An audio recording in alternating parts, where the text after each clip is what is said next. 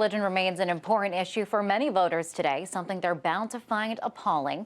Satan making an appearance in America's pop culture. And some experts say music artists are turning to satanic images to gain publicity. Pop star Nicki Minaj reportedly said that a demon named Roman lives inside of her. But she's not alone in including Satan in music. Lady Gaga and Kanye West have invoked the devil in their lyrics. And this is nothing new. Throughout generations, there has been fear over chart-topping musicians being used as a tool of the devil. Let's take a look at some examples. The Beatles are an extraordinary act in England. I think they're the biggest thing in England in 25 years. And actually, the music is rock and roll. Now, we've never, in my 7 years at NBC, ever on The Tonight Show, on this show, ever had a rock and roll act. Never before in the history of this country have so many corrupting influences descended upon children at one time. Sure. And that most children don't understand what you're doing. So is this just a marketing ploy or a sign of something much darker in our society? Joining me now is music journalist Alan Krosss. Hi, Alan. So they say sex sells, but does Satan sell too?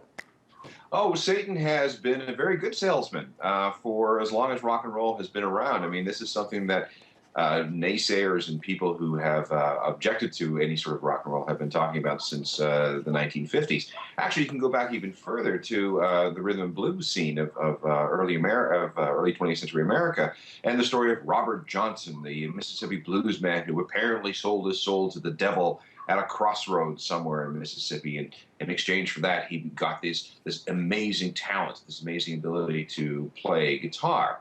And then, of course, he died a very strange death. He may have been poisoned or he was probably killed. But yeah, this is something that's been around for a very, very long time. It's just interesting to see it come back again in a new guise. And exactly what you just said, we have seen that this has happened throughout generations, and now this invoking of Satan in music is seen as controversial, but we also saw it in the Beatles, in Elvis. They have accused of being on the wrong side spiritually. So are the fears any different today? No, absolutely not. In fact, the fears today, I find them to be much less than what they were in the early 80s. Now, in the early 80s, we had there was a big satanic scare, I guess the late 70s and early 80s, where people were talking about the technique of backmasking. This is where artists allegedly put backwards messages on their records that subliminally drew young people over to the dark side. And I'm going to just read you something here. This is from a California bill that was introduced in 1983, and this they were so concerned about this backmasking thing that this bill, if it was passed, was all about. Well, let me just read it. The California bill was introduced to prevent backmasking that, quote, can manipulate our behavior without our knowledge or consent and turn us into disciples of the Antichrist. That was a bill introduced in the California legislature in 1983. It never did pass, but you can see that some people were pretty freaked out of it. So we see that these fears have been around for a long time, but Marilyn Manson does look a little bit more demonic than Elvis. Oh yeah, I mean, and with Marilyn Manson, that is extremely calculated. He has set out from the very beginning to look as evil as he possibly could. I mean. He had an album called Antichrist Superstar, so he's not hiding it. But he's a lot smarter than a lot of people give him credit for. His persona, the things that he says, are all sort of commentaries on various aspects of American society and the world at large. All right, and critics say that people like him and other pop stars, like we mentioned earlier, or hip-hop artists, that they are setting a dangerous example for today's youth because pop stars, they idolize these stars that are talking about Satan. Is this a legitimate fear? Oh, here we go, blaming Satan again. Yes, the pop stars are about to turn a whole bunch of young kids into Beelzebub's minions. No, listen.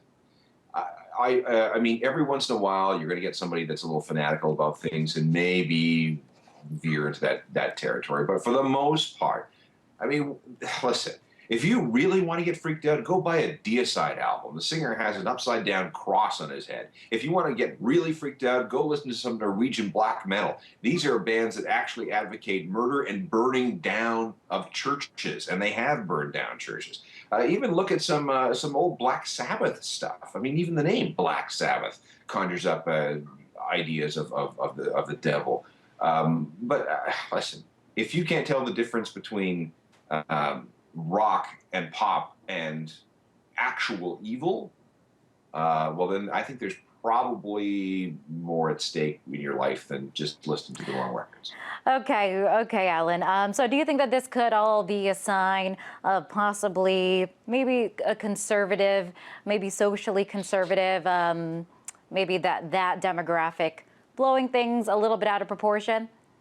Yes, and this sort of thing happens in almost cyclically. I mean, we saw it in the 50s, we saw it in the 60s, we saw it in the 70s, we saw it in the 80s.